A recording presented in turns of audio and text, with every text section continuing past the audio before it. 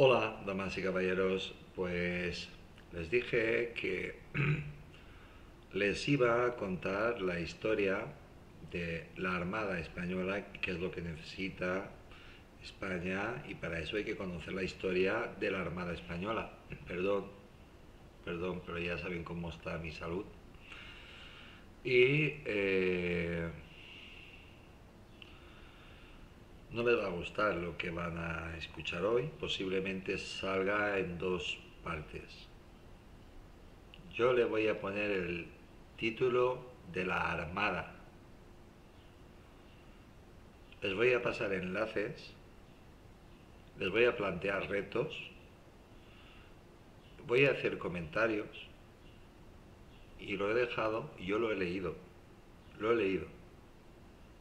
Yo la historia de la Armada Española la sé, la conozco, la conozco, pero no la voy a decir.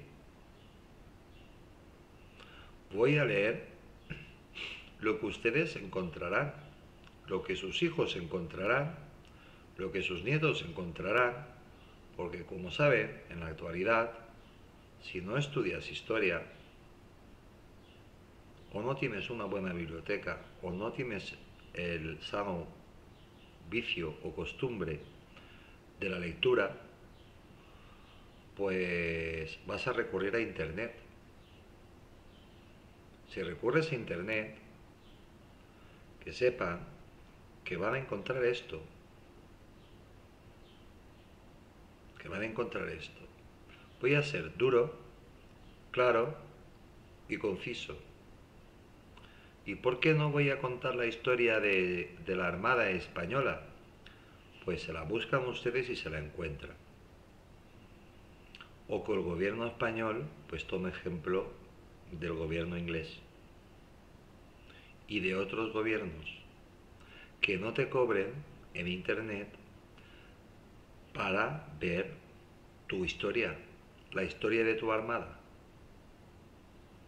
Es vergonzoso que te pidan 25 euros para que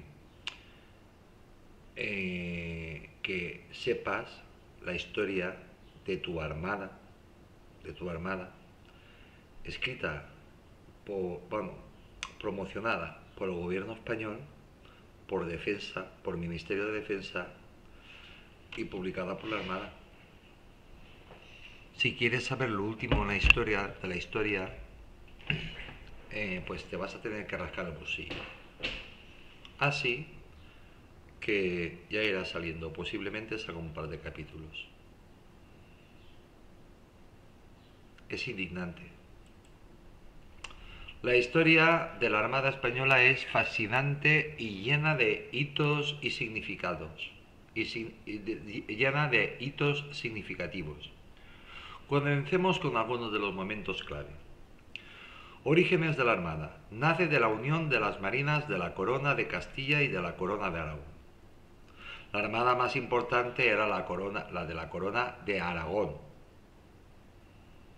porque la mayor parte del esfuerzo bélico que tenía la Corona de Castilla era la reconquista. Ellos querían tierra y Aragón se conformó con lo que tenía.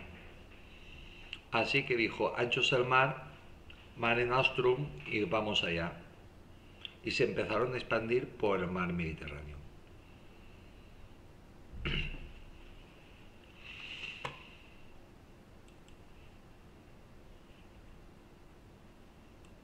Así que lo que aportó principalmente la corona de Aragón con el matrimonio de Isabel y Fernando, Fernando e Isabel, tanto monta, monta tanto, cuando se unieron las dos coronas y se fundó España, pues lo que aportó fue un ejército muy guerreado, los dos estaban muy guerreados, pero el otro muy marinero y que manejaba muy bien,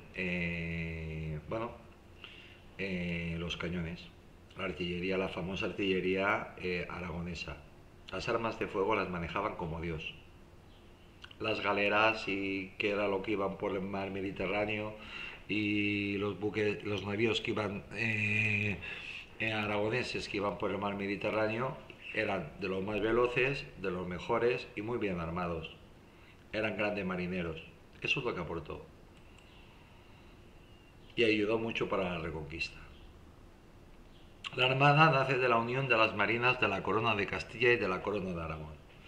En los últimos años del siglo XV y principios del siglo XVI, los reinos hispánicos de Castilla y Aragón se unieron de facto, aunque aún no de hecho. La gran duda estaba entre...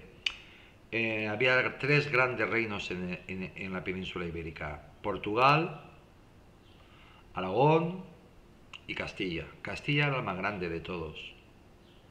El más grande.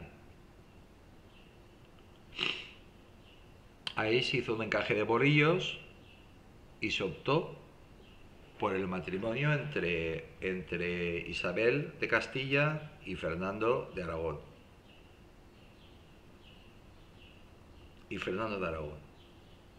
Había muchos intereses, todos eran de la misma familia, todos procedían de los Trastámara. En este momento no existía una armada centralizada, pero flotas militares más o menos permanentes se reunían cuando era necesario para cumplir misiones específicas. Y quien más experiencia tenía de todos, mientras los portugueses se dedicaban al cabotaje, Azores, Islas Azores, también un poco por el norte, pero sobre todo por África. La Corona de Castilla, poco, porque lo que estaban era con su cruzada, pues terminando la cruzada. Y los más desarrollados, los aragoneses, la Corona de Aragón, con reyes muy guerreros. Por eso no tenían un clavo, por eso eran tan pobres, porque las guerras siempre son muy caras, no tenían dinero, porque siempre estaban conquistando. De hecho, hay un rey, el fundador de la corona de Valencia, es decir, del reino de Valencia, Jaime I el Conquistador, Jaume I el Conquistador, es decir, que eran conquistadores. De eso no se hacen películas. Se hacen películas sobre chochos, nabos y cebollas. Estoy hablando de frutas, no de sexo. Pero de historia no. Pero conquistaron Israel, conquistaron Jerusalén. Estuvieron un tiempo, pero lo conquistaron.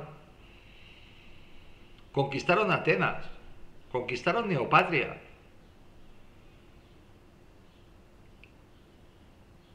Conquistaron Sicilia, Cerdeña, las Islas Baleares y un montón de sitios.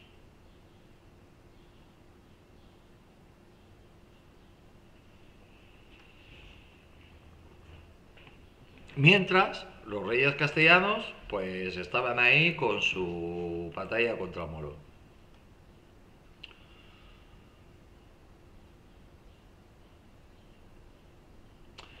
En ese momento no existía una armada centralizada, pero flotas militares más o menos permanentes se reunían cuando era necesario para cumplir misiones específicas. Descubrimiento de América. La Armada Española tuvo un papel crucial en el descubrimiento de América en 1492. Fue la que hizo posible la travesía de Cristóbal Colón y abrió un nuevo mundo al conocimiento europeo. Sí, pero las carabelas no fue un invento español. España las perfeccionó y las hizo mejores. Sobre todo trabajó mucho con la quilla, porque la carabela era un invento portugués, porque los portugueses, como están en el océano Atlántico, pues sabían perfectísimamente que no es lo mismo navegar por un mar tranquilito, relativamente tranquilo, como es el Mare Nostrum, el Mediterráneo, que una navegación atlántica.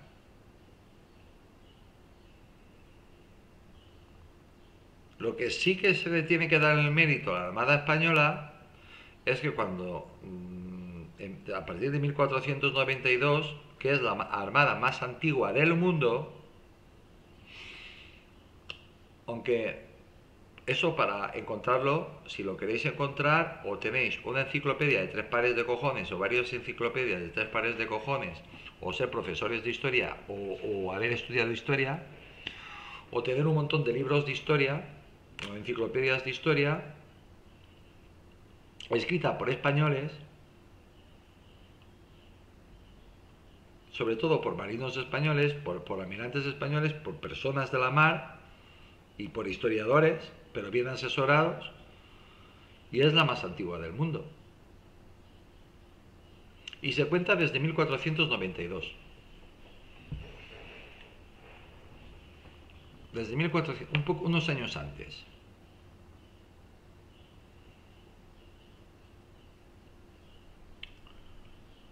Ya estábamos copiando nosotros, ya estaba copiando España, estaba copiando, estábamos espiando, ya habíamos conseguido carabelas, ya teníamos carabelas portuguesas, la corona de Aragón y la de Castilla, pero la corona de Aragón más, y ya estaban estudiando de qué manera perfeccionar aquello.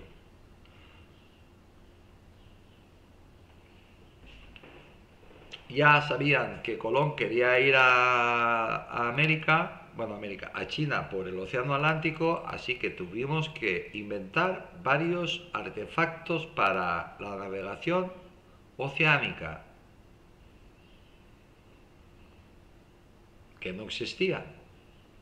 Como por ejemplo, cómo no perderte por la noche.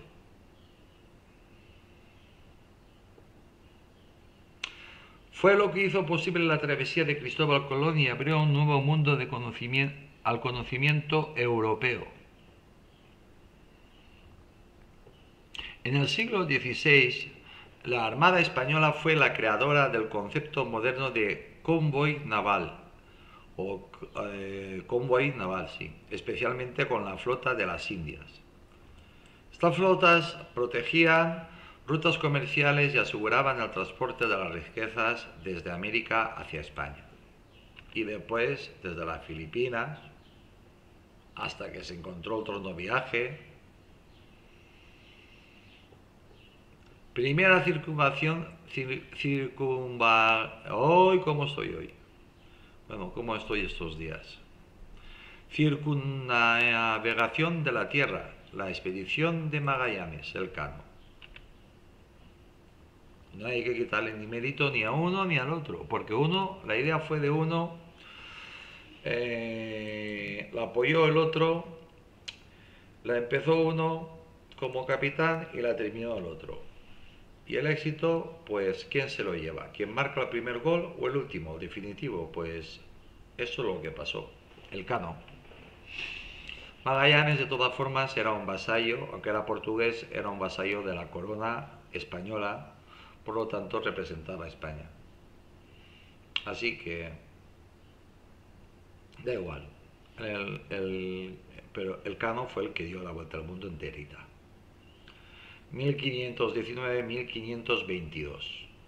En aquella época habían unas islitas en el norte, siguen existiendo unas islitas en el norte, que pintaban menos que yo. Que es decir, menos que yo. No se las tenía en cuenta para nada. Quisieron guerrear y estuvieron guerreando durante mucho tiempo contra Francia, el reino de Francia, que precisamente era el reino más grande de Europa, de la actual Europa y de la antigua Europa. Perdón, de la antigua Europa, de la Europa de la Edad Media. Ellos solo eran 30 millones, nosotros éramos 8, los ingleses serían 3. Los ingleses tenían, pues, por razones de matrimonio, de cosas de estas, pues tenían, pues territorios en el norte de Francia, de la actual Francia. Perdieron todo. Es un país que ha tenido mucha suerte, pero se lo han sabido trabajar mucho. y muy bien. Otros aún no sabemos ni atarnos los zapatos, y me refiero a España. Por la expedición de Magallanes, Elcano fue la primera en dar la vuelta al mundo, demostrando la capacidad de la Armada para enfrentar desafíos globales. Y a partir de ahí, bueno, a partir de ahí ya fue evidente. Pero ya sucedía antes. Es decir, ya, España ya conocía todo el mundo. Ya había, igual como había explorado todos los territorios que conquistaba, que descubría y conquistaba, también exploraba todos los mares. Los exploraba todos. Muchos diréis, pero no encontraron la isla de Pascua. Bueno, encontrar la isla de Pascua es, si no sabes dónde está, es como encontrar una aguja en un pajar. Te la encuentras porque chocas con ella. ¿Por qué la encontraron nosotros? Porque estaba mapeado. ¿Por quién? Pues no se sabe por quién. Posiblemente por algún español, por algún barco español que naufragaría y encontrarían las cartas. Ruta específica. Andrés de Urdaneta descubrió la ruta transpacífica entre Asia y América en 1565, estableciendo el galeón de Manila. Él permitió el intercambio comercial entre los dos continentes. Andrés Urdaneta fue el que encontró el tornaviaje, creo que se llama. Que me corrijan los marinos, estoy hablando de memoria. El problema estaba en que de Manila regresar es decir, de las Filipinas, regresar a la Nueva España, al actual México, regresar a la Nueva España, pues no había manera de encontrar las corrientes ni los vientos. Hasta que, bueno, ahí se produjeron un montón de naufragios, a saber los miles de millones que habrán de pecios españoles que se hundieron y de buques exploradores intentando encontrar el tornaviajes, la ruta de regreso. La ruta de regreso la encontró Andrés de Urdaneta, pues navegando, se creían que estaba como una chota, que estaba loco, navegando hacia el norte, hacia el norte, hacia el norte, hacia el norte, y el tornaviajes pues prácticamente en California. Y de California ya ibas bajando hasta Acapulco, si mi memoria no me falla. Esto permitió el intercambio comercial entre los dos continentes. Supremacía naval y decadencia. Desde el siglo XVI hasta finales del siglo XVIII, la Armada Española fue la más poderosa del mundo. Durante 300 años, más o menos, fuimos los dueños indiscutibles de los mares de la tierra. No había nadie que nos tosiera. Sin embargo, tras la pérdida de muchas colonias del Imperio Español, comenzó una etapa colonias. Aquí hay una contradicción. Colonias del Imperio Español. Comenzó una etapa de decadencia.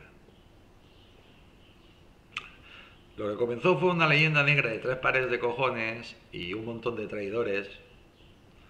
De América, españoles de América, de la actual Hispanoamérica. Sí, esos que los tienen en los cuadros, la República Coriquistrana, la Cracrana y el otro no sé qué. Traidores, ya está.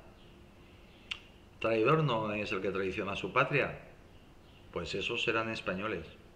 Lo traicionaron a cambio de ¿qué? De dinero. Siglo XX y actualidad. A mediados del siglo XX la Armada resurgió y continuó siendo una fuerza naval importante en el siglo XIX. Sí, resurgió en el siglo XIX, se inventó el submarino, se inventó el acorazado, y encima empezamos a proteger nuestros navíos, pues protegiéndoles ya no solo con madera, sino con planchas de acero. Coño, que el acero no se hunde.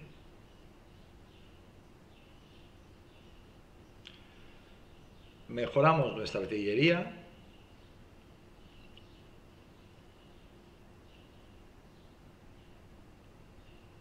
Pero teníamos unos dirigentes magníficos, o unos reyes magníficos. Sus principales bases eran Rota, Ferrol, San Fernando, Cartagena y Las Palmas de Gran Canaria.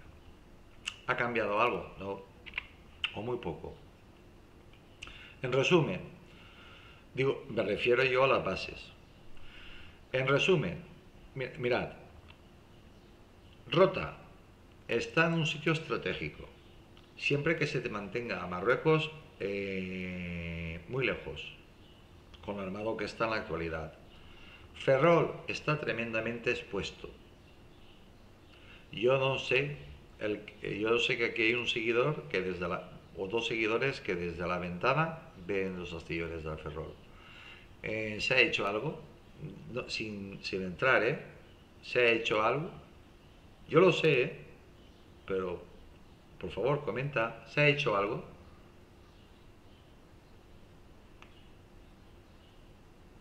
¿Se ha hecho algo para que no te se meta un submarino ahí dentro?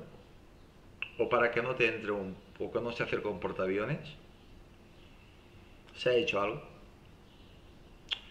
San Fernando tiene el mismo problema que Rota. Está al alcance de cualquier misilito de Marruecos. O de Argelia. Cartagena, pues dentro del mar, pues es la que mejor está. Pero de todas maneras, como tienes al lado Torrevieja y abajo tienes Málaga, pues es un...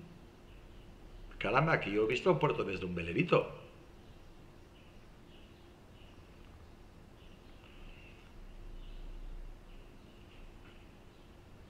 Esperemos que lo mejore. Esperemos, que se cumpla lo que pide la Armada. Y Las Palmas de Gran Canaria, eso lo desconozco. En resumen, la Armada Española ha dejado la huella Ese no lo he visto, sería lo correcto. Pero tampoco es nada del otro mundo.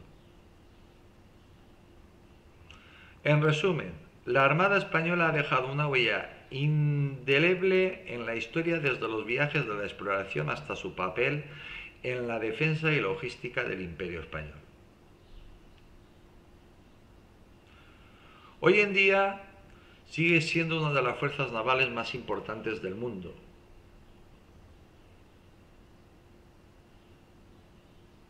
Está bien, ¿verdad que sí? Pues esto es inteligencia artificial. Porque el defensa,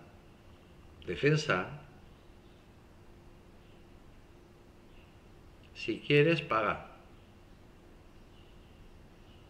Y cuidado con lo que publiques, porque hay derecho de autor.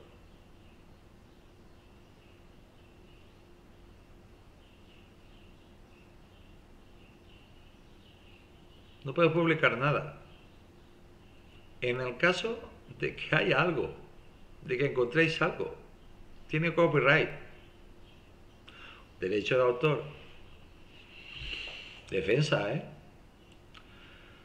que creo que lo pagamos nosotros, que es propiedad de los españoles, no del gobierno, ni no de defensa. Estamos hablando de historia, no estamos hablando de que nos cuenten el diseño del puerto y qué defensas tienen y qué sorpresas nos tienen ahí preparadas. ¿Cuál es la armada más antigua del mundo? Poned eso en vuestro buscador por curiosidad. Armada Española, hitos históricos. La Armada Española, heredera de las marinas de Castilla y Aragón, es una de las más antiguas del mundo. Es una de las más antiguas del mundo. Es verdad.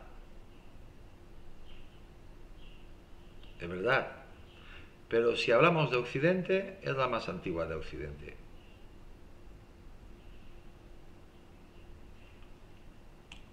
Hombre, te saldrán los griegos que antes de existir España, ellos ya estaban cansados de dar vueltas. Por ahí.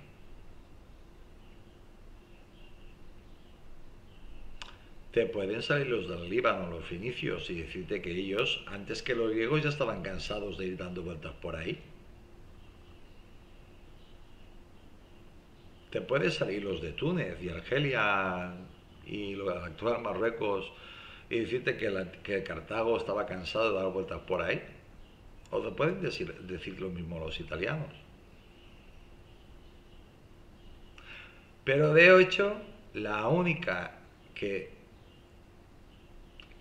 fue la primera en ser una armada global fue España, la española. Así que es la más antigua del mundo si hablamos en ese término, en términos con propiedad. Pero como ves, no te lo dicen. La primera en tener reglamentos y normas para cada buque de guerra que daban unidad al funcionamiento de la flota. Pues esto, que parece que sea una tontería, eso es lo que define a una armada. La disciplina, la estrategia, el orden y la ley. ¿Y esto sabéis de dónde proviene? Del buscador, de uno de mis 3 buscadores. Seguimos con la misma pregunta. ¿Cuál es la armada más antigua del mundo? La respuesta es esta. La infantería de marina española es la más antigua del mundo. No, yo no he preguntado eso. Yo he preguntado cuál es la armada más antigua del mundo, no cuál es la infantería. Yo ya sé que la infantería de marina, y como el ejército español, es el más antiguo del mundo, pero y todo lo más, es más antiguo del mundo. Nosotros no copiamos nada a nadie, nos copian a nosotros. Pero aquí me salen que la infantería de marina española es la más antigua del mundo. Fue creada por Carlos I de España en 1537.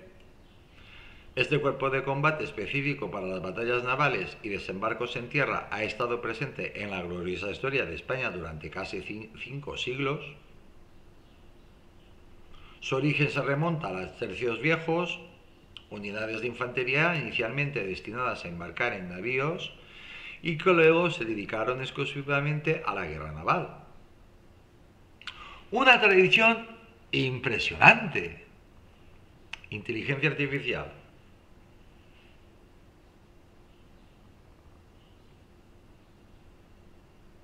¿Quieres saber? ¿Quieres conocimiento? Paga. Señores, no servimos ni para hacer un huevo frito. Yo les dije que les contaría la verdad hasta donde se pueda leer, obviamente. Yo nunca, jamás voy a desvelar nada que pueda perjudicar a España. Señores, pero no servimos ni para hacer un huevo frito. Cuando la historia de tu país, en este caso el mío, España, te la escriben otros historiadores que no son de mi país, que es España, que son de otro país, o lo que sean historiadores o lo que sean, ellos se hacen llamar hispanistas. Y si encima son británicos, mal vamos. Mal vamos. Si la historia de tu país la escriben tus enemigos, mal vamos. Pues esa es la historia que se aprende en muchos sitios y que se ha aprendido aquí en España durante años. Siempre hay alguien de historia que te cuenta la historia de verdad, pero la mayoría de personas no lo sabe. Y esta es la historia que estudian en Hispanoamérica. Esta, y aún peor. Eso sucede, aunque parezca increíble, en la actualidad. Aprendemos nuestra historia a través de lo que dicen los ingleses, perdón, los hispanistas. Esta la dejadez de los gobiernos de España, de las autoridades y del mundo académico, que lo que nos sale es la Wikipedia. O la historia de España, sea la rama que sea, escrita por los hispanistas, ingleses ellos, la mayoría de ellos. También hay algún francés, algún alemán, alguno por ahí, pero de 10, 9 son ingleses. Y aparte son los que salen a la televisión a darnos lecciones de todo. España tiene catedráticos de historia maravillosos, pero te hablan de Babilonia, el antiguo Egipto y de historia antigua. También hablan de historia, pero si quieres historia, págala. Págala. Amigos, hagan la prueba. Pongan en su buscador Historia de la Armada Española, a ver qué les sale. Y al final les sale esto. Esto es lo que voy a leerles con los comentarios que me salgan. Pero aquí se puede apreciar cómo un país serio defiende por todos los medios sus intereses. Y al mismo tiempo intenta de una manera que no se note mucho, pero que al final se nota, de que tu país enemigo al que odias quede como imbéciles.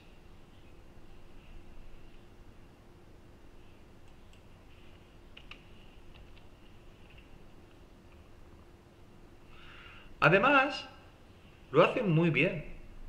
No les importa gastarse dinero. Se lo trabajan muy bien. Está muy bien presentado. El producto es atractivo a la vista. Está muy estudiado para que no te desvíes y te vayas directito a lo que les voy a leer. Y eso, pues piensen ustedes que lo hace el 99% de todas las personas del mundo que buscan en las redes historia de la Armada Española. Pero también lo van a hacer en las bibliotecas y en las librerías, porque esto es gratis. ¿Tú qué haces? Si tienes que hacer un trabajo sobre la historia de la Armada Española, te vas a una biblioteca. ¿Qué creéis que la biblioteca ha comprado? ¿Se ha gastado dinero comprando un libro? Si yo te lo regalo.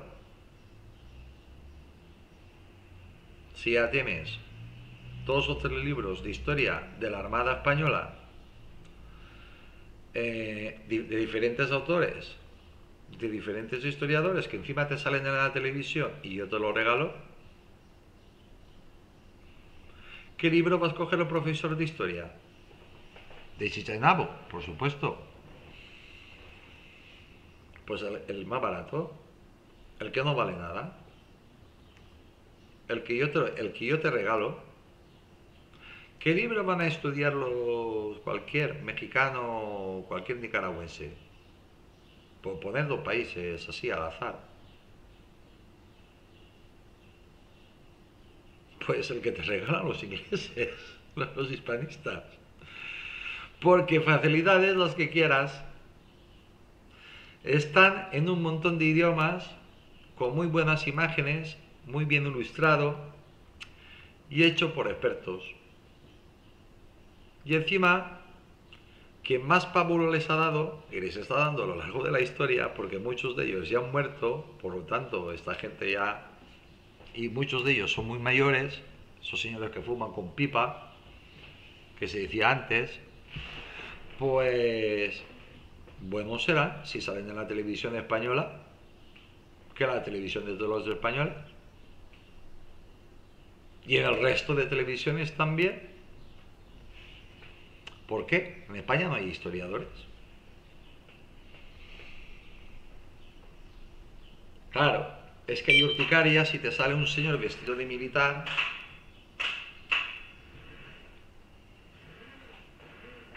O no leas a este porque es facha, o no leas al otro porque es comunista. Pero son españoles. Aunque algunos no lo parezcan. Me refiero a los de ultra izquierda. Pero los otros, que se les llena la boca, y yo soy fan de la fachosfera, como sabéis, pues que se les llena la boca de España, España, España, España, pues ayudan poco a los españoles. Por ejemplo, a mí no me están ayudando nada.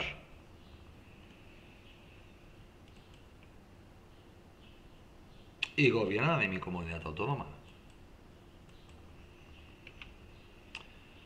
Hoy, por ejemplo, que he salido fuera, también, pues lo estaban comentando, dice Tony, pero si tú eres facho, estás de la fachosfera y no te ayudan, yo digo, no, pues oye, pues yo no entro en ese juego de que si a los que vienen en patera les metes, les regalan un iPhone o esto o aquello o lo otro. Bien, pero que tú estás jodidísimo, estás malísimo, yo te encuentro fatal. Digo, el que se encuentra fatal soy yo. Bueno, historia de la Armada Española. Escrita por los enemigos de España. Eso está entre paréntesis, lo he puesto yo entre paréntesis. Y esto va a salir viendo esto, a ver. Esto va a ser un par de capítulos. La Gran Armada Española. Aquí sí que voy a citar fuentes. Mark Carwine, traducido por Re Caredo Castillo, publicado el 28 de mayo de 2020. Es decir, siglo XXI. Gratis. También está escrita por la Armada Española de 1558 por Van Weringen. Pues ya tenemos aquí a uno de los Países Bajos y a un inglés. Así que vamos a empezar a contar la historia de España escrita por nuestros enemigos.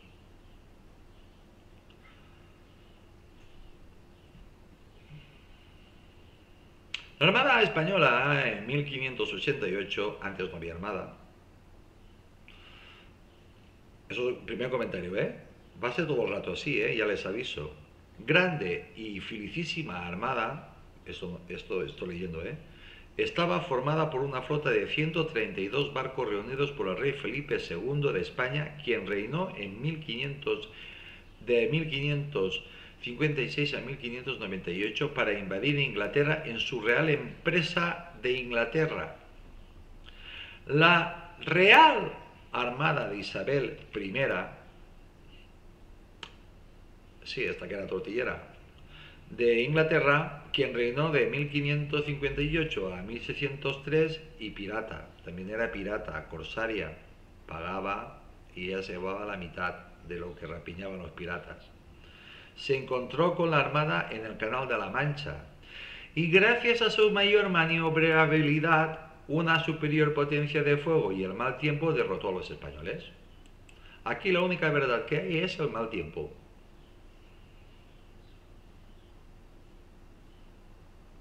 Que lo sepan. La única verdad de todo, aparte de los nombres de los reyes, es el tiempo. El chubasco, o la dana, como nos habla Sero aquí, la dana que cayó, la tromba de agua que cayó, eran navíos de vela, cayó sobre la Armada Española. Y con los 5 barquitos, navíos que tenía la marimacho esta, pues la señora esta, la reina Isabel esta, pues les cayó una ligera llovizna.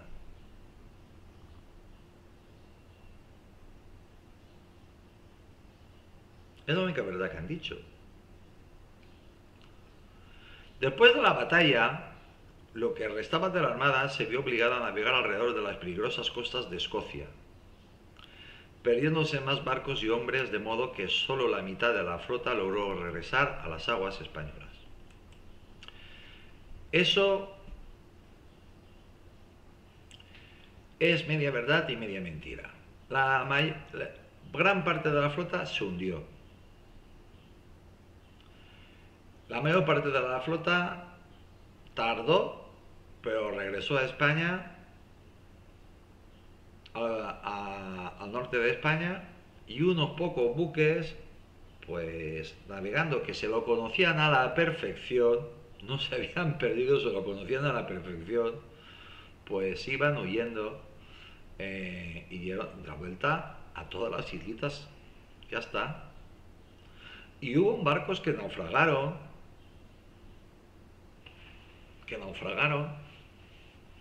y se quedaron allí, ya está. Unos fueron hechos prisioneros, otros no.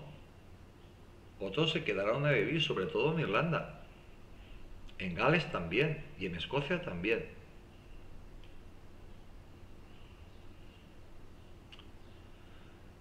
Y ya que estoy, pues voy a seguir con el comentario. Reino Unido, ya lo dice, es un conjunto de reinos. Reino Unido tiene un peligro impresionante, que está formado por la Gran Bretaña, vamos, Londres, para que nos entendamos, eso son los ingleses. Y después hay otros reinos. El reino de Escocia, que quiere la independencia. Irlanda, que también quiere la independencia. Y Gales, que van más lentos, pero... Y en ese momento, ese es el tremendo miedo que tienen. De hecho, la bandera inglesa son la mezcla de banderas de los reinos. Y para más Henry tienen problemas en Irlanda del Norte, porque Irlanda del Norte fue conquistada por los ingleses. Que los ingleses han tenido mucha suerte con nosotros, pero con los vikingos no tuvieron tanta suerte. Porque a los vikingos, pues mira, por lo que fuera, pues les pilló mejor tiempo. A nosotros nos pilló la tormenta y nosotros hemos pasado la historia. Pero en fin. Hay una serie que se llama Vikingos, Netflix, que ahí podéis ver cómo luchaban los ingleses y cómo luchaban los demás. Es decir, que los ingleses no son nada luchando, nada del otro mundo, no creéis que son supermanes. Eso sí, les encanta. Tomando una cerveza y ya la tienes armada, si quieres. La guerra anglo-española continuó y Felipe intentó de nuevo invadir con futuras expediciones navales, pero la derrota de 1588 se convirtió en un objeto de leyenda. Fue celebrada en el arte y la literatura y quedó establecida como una señal del favor divino con la supremacía de la Inglaterra protestante sobre la España católica. Pues sí. ¿Sí? pero fue celebrada por Inglaterra y por 4 países más, por los países protestantes, los que antes habían sido España, los Países Bajos, Alemania, algunos se alegraron. Pero aquí no te cuentan, no te lo cuentan todo. España les mandó inmediatamente otra armada, que también les cayó otra tormenta, que tenemos muy mala suerte, coño. Les mandó inmediatamente otra armada, igual de numerosa o más grande. Y les pasó lo mismo. Tenemos muy mala suerte. Pero es que le mandamos otra armada, 3 armadas. Ay, señor. Prólogo. 3 reinas y un rey. El interés de Felipe de España sobre Inglaterra se remonta a 1553, cuando su padre, el rey Carlos V de España, quien reinó en 1516 a 1556, arregló su matrimonio con María I de Inglaterra, quien reinó en 1553 a 1558. Fijaos,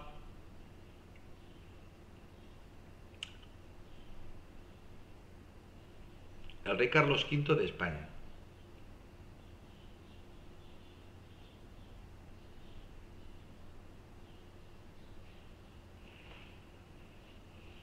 Lo dicen mal y no le llaman emperador. Pues claro, el emperador, la diferencia que había entre padre y hijo, entre Carlos I,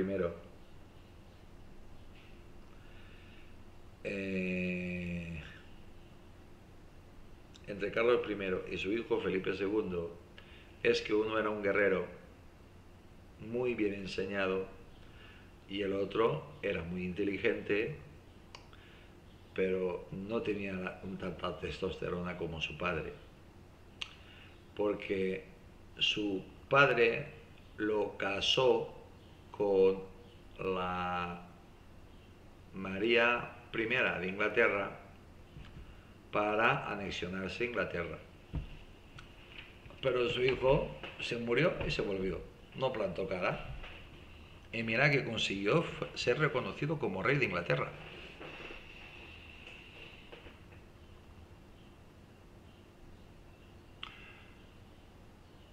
Si el pobre Carlos Emperador nuestro, no ganaba para disgusto con su hijo.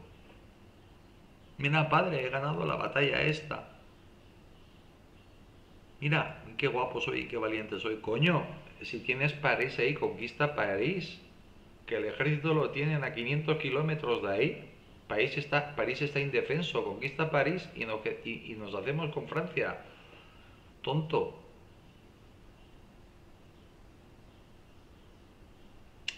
Sí, el rey planeta.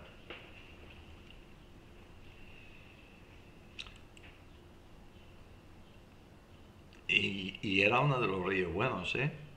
María era una católica ferviente, pero su revocación de la reforma inglesa y la propuesta de matrimonio con el príncipe de la gran nación rival de Inglaterra, rival quiere decir enemigo, ¿m?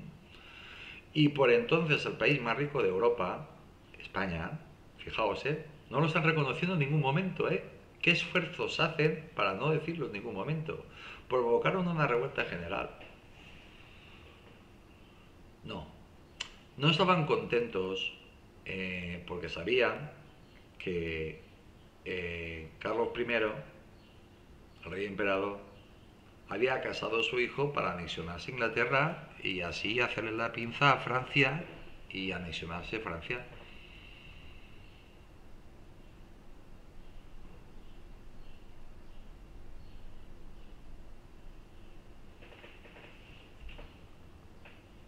¿Qué coño? Que era nieto del príncipe de Maquiavelo, es decir, de los reyes católicos, vamos, de Fernando de Aragón. que era hijo de Felipe el Hermoso, que era bisnieto de Maximiliano, el emperador. Por eso teníamos más dinero que nadie, más fuerza que nadie, pero mira, se la vi.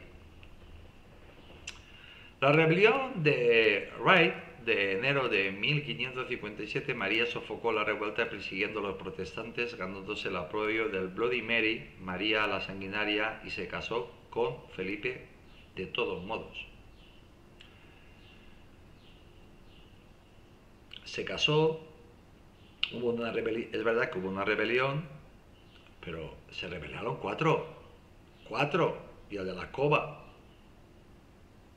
El resto, muy contentos de pertenecer, pues, al Imperio Español, muy contentos, muy contentos. Sabían lo bien que trataba, lo bien que los tratábamos, los ricos que iban a ser, que eran más pobres, se morían de hambre, y que iban a vivir como dioses. El matrimonio no resultó feliz y Felipe pasó la mayor parte de su tiempo lo más lejos posible de su esposa. Eso es mentira.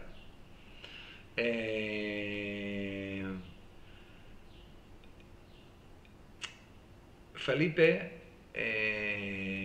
era el amo, el rey del mundo.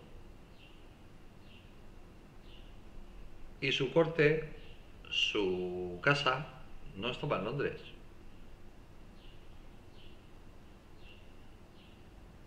Su casa estaba en Madrid, estaba en España.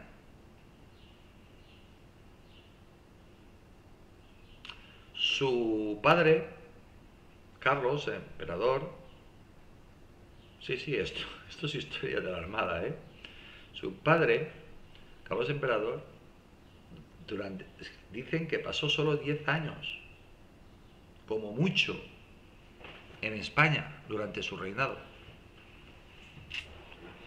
Felipe se convirtió en el rey de España en 1556 y María en su reina, pero ella murió de cáncer en 1558.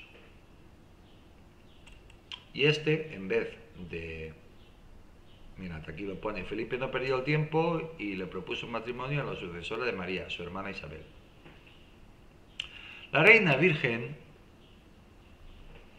y tortillera rechazó la oferta, además de otras, y gobernó separando a su reino del catolicismo.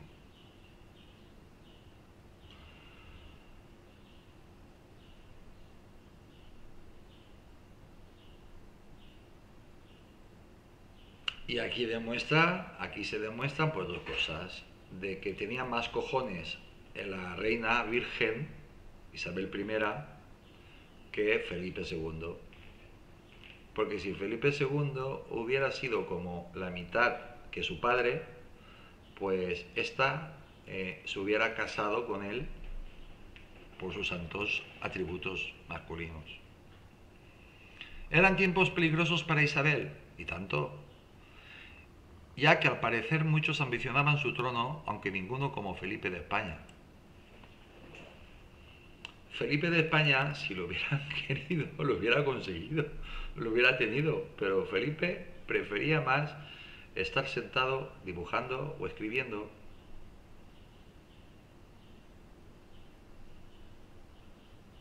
Gestionaba bien, pero él hubiera sido un maravilloso gestor, pero no un rey. Ella sí, cada cosa lo que sea. Isabel restableció el acta de supremacía en abril de 1559 que ponía al monarca inglés a la cabeza de la Iglesia en oposición al Papa. Como resultado, al Papa pues la excomulgó a la reina por herejía en febrero de 1570. Y mira, lo que pasa lo que pasa en la vida, miren lo que pasa en la vida. Cuando no haces bien las cosas, después te pasan otras. Isabel también estuvo activa en el extranjero. Intentó imponer el protestantismo en Irlanda católica, pero esto resultó en frecuentes rebeliones. 1569, 73, 1579, 83, 1595 al 1558, que a menudo contaron con el apoyo material de España. A menudo no, siempre. Atención, que estoy leyendo la historia de la Armada de España. Estamos hablando más de la reina de Inglaterra hasta el momento y de Inglaterra que de la Armada de España. Pues eso es lo que leen todos. La reina también envió dinero y armas a los hugonotes en Francia y ayuda financiera a los protestantes de los Países Bajos que se rebelaban contra el gobierno de Felipe. La política internacional y religiosa de la reina pusieron a Isabel en contra de Felipe, quien se veía a sí mismo como el campeón del catolicismo en Europa. ¿Os dais cuenta? Eso sucede cuando te escribe la historia, la historia de tu país, tu enemigo. No se da. Es que es patético.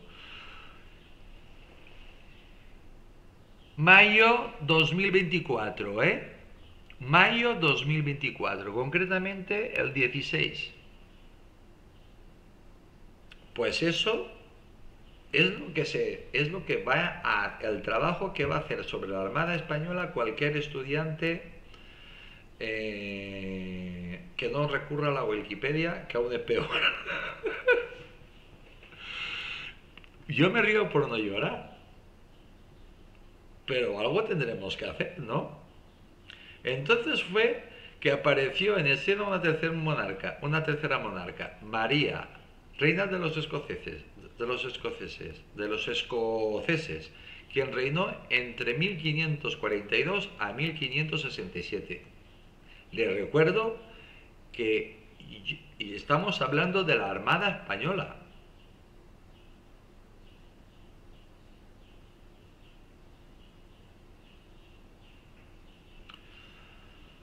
La católica María, que era nieta de María Tudor, hermana de Enrique VIII, había sido impopular en la Escocia protestante y fue forzada a abdicar en 1667, huyendo del país en 1568. Mantenida en confinamiento por su prima Isabel, María se convirtió en un potencial símbolo para cualquier complot de inspiración católica que buscara remover el trono de Isabel. Isabel iba a soltar el trono. De hecho, para muchos católicos Isabel era ilegítima, puesto que ellos no reconocían el divorcio de su padre, de su primera esposa, Catalina de Aragón, 1487-1536. Acordaos que los reyes católicos casaron a sus hijos muy bien casados.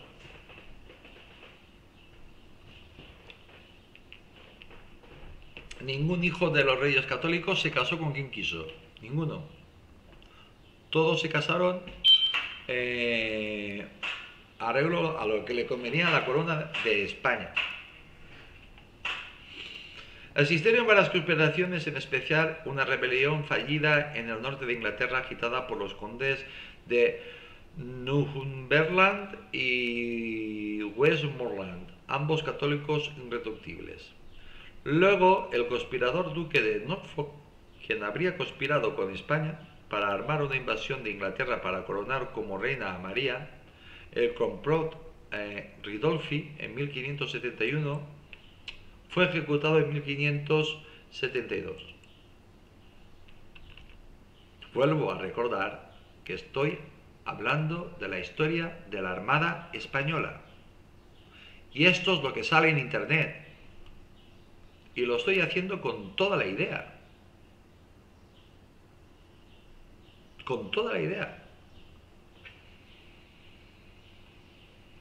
Eran tiempos peligrosos para Isabel, ya que al parecer muchos ambicionaban su trono, aunque ninguno como Felipe de España.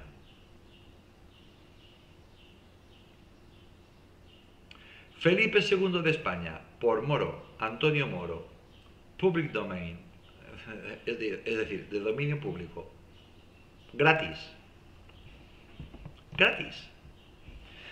Seguimos con la historia de la Armada Española, que como veis no aparece por ningún lado. El Parlamento inglés estaba interesado en asegurar el trono de Isabel mediante al menos un heredero, y en ese cuerpo había ya ese cuerpo había pedido finalmente a Isabel dos veces que se casara, 1559 y 1563. Ahora María se convertía en una amenaza adicional para la dinastía.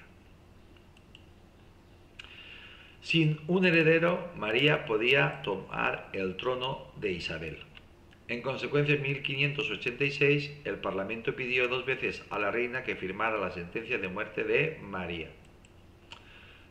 ¿Por qué lo hizo el Parlamento? Pues porque el Parlamento o era afín a Isabel I, y al contrario la historia de Inglaterra.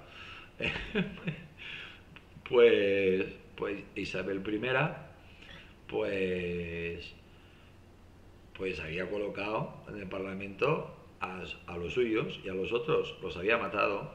Isabel finalmente firmó la orden el 1 de febrero de 1587, cuando se reveló que la reina escocesa había conspirado contra su prima. Se había resfriado contra su prima, porque de hacer no hizo nada, simplemente la asesinó, la ejecutó. Cosa muy común si no eras del ramo de ella. Se reunieron pruebas indiscutibles de que María había tratado de alentar a Felipe de España, a quien nombró su heredero, a invadir Inglaterra, lo que dejó al descubierto sus traidoras intenciones. Uy, que una tía le deje su herencia a su sobrino, que encima es el rey planeta.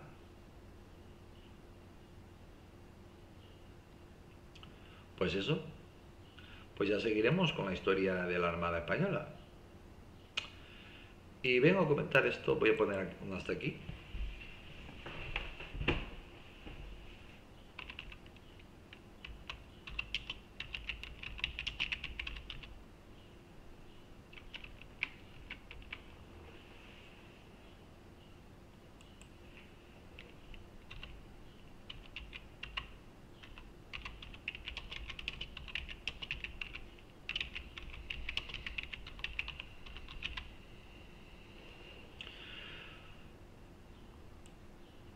Bueno, pues un segundo, es que estoy haciendo varias cositas. Tengo que guardar esto, sí o sí. Tengo que guardar esto sí o sí.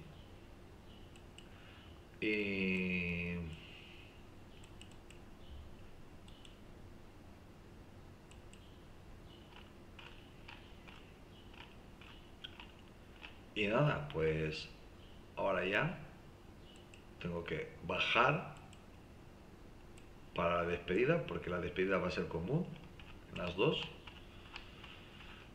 A ver. Es que claro, es que hay mucho. Aquí saldrán al menos dos capítulos más. Mirad, a ver.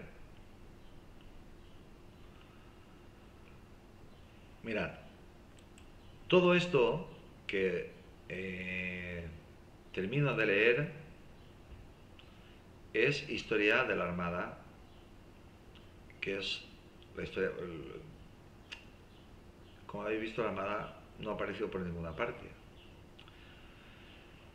Es vergonzoso que la historia de España, en este caso la historia de la Armada, la escriban los ingleses.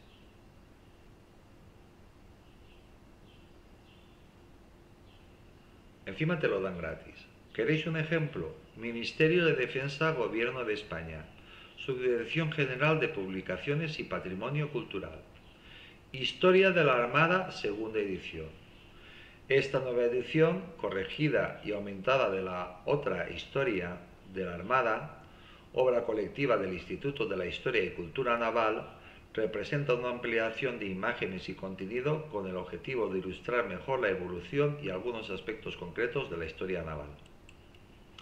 Por su parte, se han reforzado algunas épocas históricas como el siglo XIV y en las marinas medievales de Castilla y Aragón o la segunda mitad del siglo XVII y la etapa del reinado de Carlos III. Asimismo, se han insertado algunos hechos de armas como la batalla de Constantinopla 1352 o la actuación de la Armada en las guerras de la emancipación americanas, además de incorporar mención a figuras claves como Bernardo de Cabrera, Luis Fajardo o Antonio de Ulloa, por mencionar solo algunas. Por último, se tratan temas nuevos como el de los historiadores de la Armada o un aspecto tan novedoso como el buceo. Si lo quieres, 25 euros.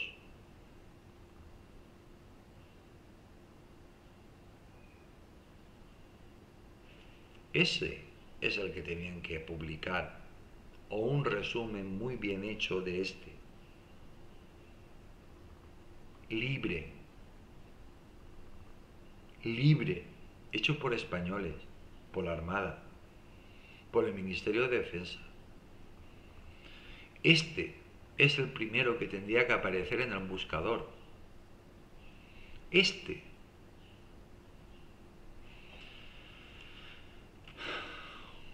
Historia de la Armada. Historia de la Armada. El capitán de navío, don Cesario Fernández Duro, secretario perpetuo de la Real Academia de la Historia. Mala presentación tanto que asusta, no tiene que gustar mucho. Esto lo he escrito yo. Es decir, yo he entrado y esto es lo que yo he escrito. Mala presentación, tanto que asusta. Te tiene que gustar mucho la historia para que te enganches a leer eso.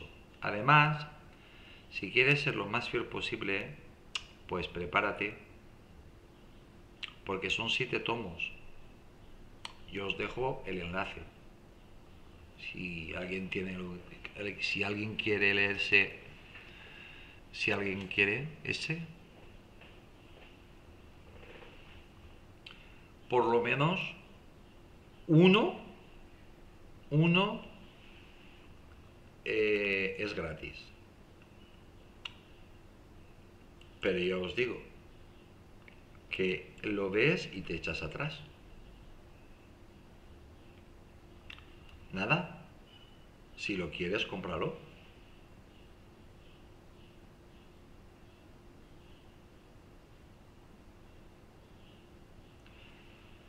Si no aprendemos a explicar y contar nuestra historia y dejamos que sean nuestros enemigos los que la cuenten, nunca la van a contar ni bien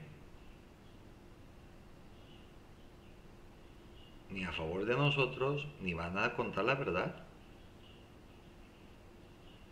La van a contar a su conveniencia y dejándonos quedar a nosotros, pues peor imposible.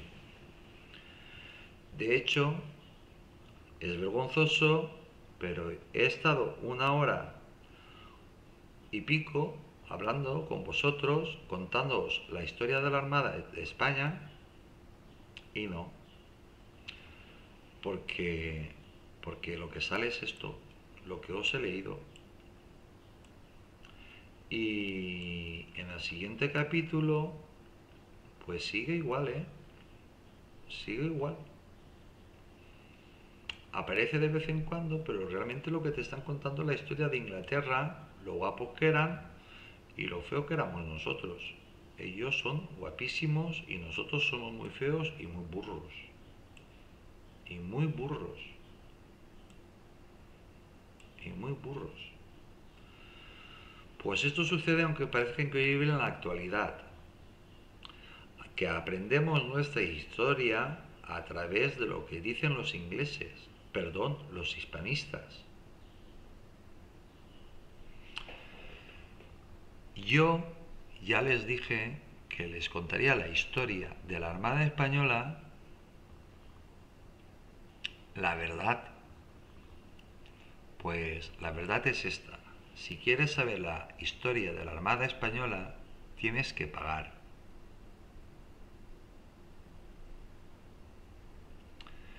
Y si no, pues os conformáis con lo que dice la inteligencia artificial y el resumen pequeñito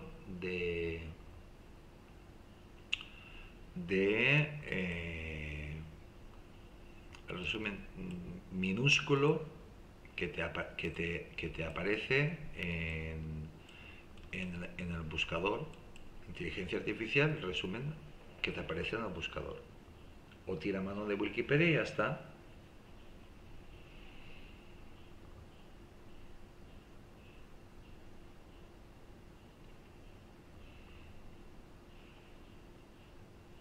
Borde, ¿eh? Pero la vida es así. La vida es así. Hay que hablar claro y que la gente se mueva. A quien le corresponda, que se mueva y que lo hagan. Cuando esto lo publique, yo os presentaré el enlace para que lo podáis ver. El enlace de lo que veis, lo que vais a ver en España y el enlace de lo que os estoy contando.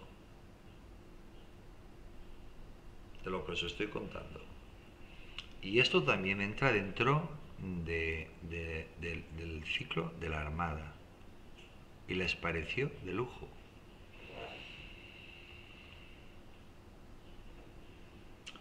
Muchísimas gracias a todos. Soy Tony Garcés.